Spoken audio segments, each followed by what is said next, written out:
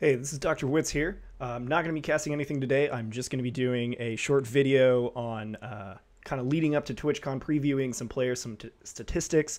Huge shout out to DonnySC, who's been providing all these statistics. He's a statistician for Beta Esports. Yeah, so that's been awesome. He's compiled all these stats for the entire course of the Fall Skirmish we're going to be using to kind of take a look at some of these players and maybe talking a little bit about various points about who we might see kind of pop off during this tournament or what kind of outside of factors might be affecting tournament placement as well. So first off, probably that's on everyone's mind is the new patch changes. And I'm not going to get too deep into that because that could be an entire video on itself. But the big changes we're seeing are that gliders can now be deployed at 3 stories up, essentially. Kind of that carryover from the soaring 50v50s. And then they're also they added zombies, and the zombies you can farm for shield and items and loot and all this really great stuff, but it does kind of just be disruptive from the gameplay, and that zombies can come and attack you while you're trying to fight another team, and it's not exactly super beneficial for the competitive side. We see zombies knock down structures that players are trying to hide behind or give away their position. Really inconvenient, but luckily actually just dropped like 20 minutes ago, 30 minutes ago. Epic has decided to disable zombies for the entirety of the tournament, so we won't have to contend with that while we're playing. They also have they've made a couple other changes. I think they got rid of Portafortress, and just a couple other things to hopefully and they improved the shadows to make it a little more visible, because one of the biggest complaints people had about running on Epic settings, besides the decreased frame rate, were the shadows, because the shadows make it really, really hard to see characters unless they're wearing like a bright white shirt skin or something.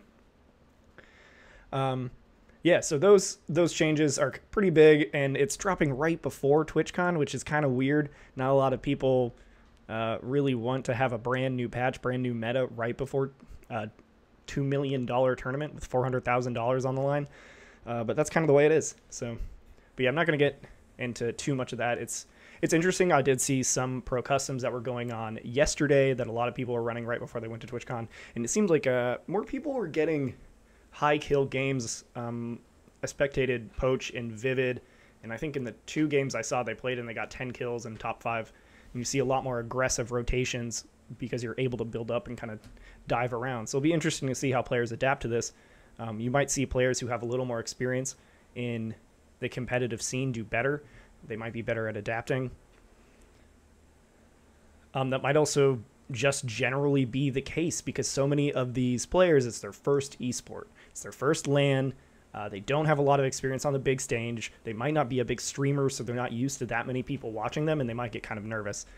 We saw in PAX West that happened to a couple people, I think. You know, Vivid had an incredible performance in the Summer Skirmish, and then he got signed to Liquid. You know, all this pressure got put onto him, and I think that might have slightly affected him. It's hard to say, right? You know, there's so much RNG, especially in those placements, that the format was kind of in for PAX West. You know, a lot of good players didn't make it.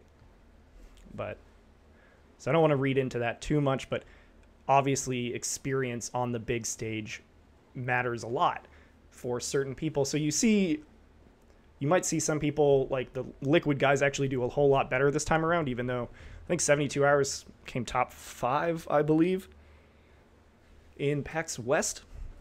He ended up doing really well, and now that these guys have had a little more time to adjust to their big numbers and their popularity, they might not have as much pressure on them to perform as well. And Vivid ended up taking a little time away from streaming to kind of focus on getting adjusted to these new settings and getting his mindset right. And just from seeing a little bit of his play yesterday, it seems like it worked, because he was, you know, really popping off in those customs. Other players I kind of expect will do pretty well are the FaZe guys. They're also used to having these big numbers. They've been around. Tfue especially, and just, you know, another side note of Tfue is he's probably in the best form of, you know, some of these players. He won 2 weeks in a row in solos, albeit, but not duos, and that's an entirely different game. but he's been playing really, really well. You see here, he is the 4th overall for total kills. He averages 10 kills per week, essentially. You know, you had a 16-3, 18-6. You know, so he's always getting a decent amount of kills. He plays for that late game. But we'll see. The one thing I'm kind of hesitant about Tfue is that he's been playing with Symphony a lot, which, you know, he's still getting a lot of good scrim practice. But I think his partner for this is Cloak. This is a little unusual to see that he's been duoing so much with someone who's not his partner. Other players I really want to see do well, or I expect that they could do really well. Bizzle and Demo, the Ghost duo, they have a lot of experience under their belt. They've played a ton of these summer skirmishes, fall skirmishes. They've been focusing. They've been doing a ton of scrims, trying to get better, trying to get some good placement, some good money. And Bizzle has been doing pretty well for himself over the course of this tournament.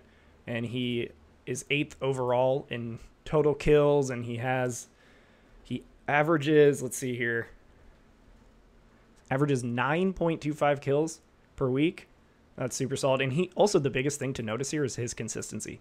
You notice with Tfue it was like 16-3, 18-6, right? He's just hitting 11, 10, 9, 7, you know, very consistent numbers. And that's going to be huge going into this, where consistency is going to be valued over your kind of big boon performances, because you have to play your heats, you have to do well in that, then you have to get on into the finals. And then there's, I think it's 6 or 8 matches we'll be playing in the finals. I think 6. And so you have to perform well over the course if you're going to place against all these excellent players who have proven themselves. And then other players who have been in really good form, 72 Hours in Chap.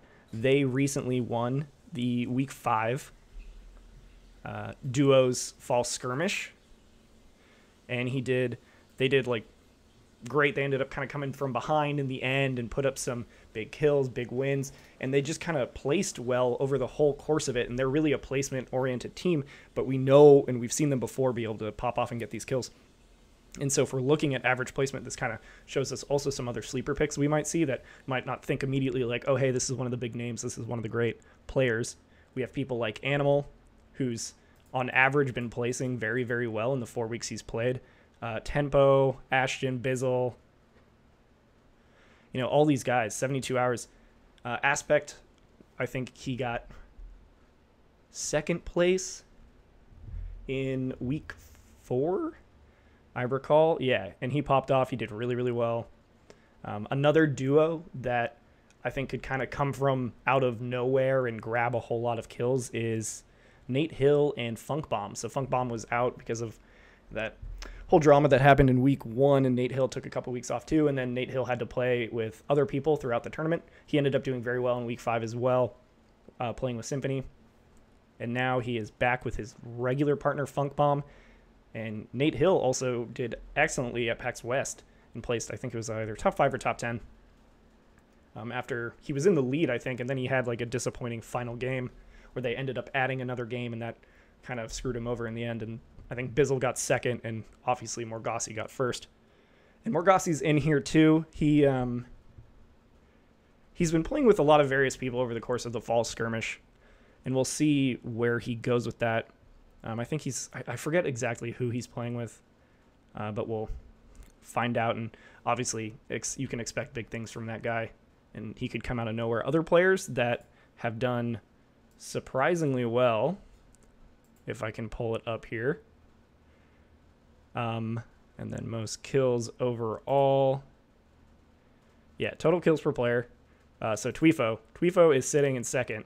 He's another kind of dark horse in this race who could end up putting up really big numbers. Him and Snood, 2 of the newer players signed to Ghost, are both respectively in the top 10. And then you see here Vivid.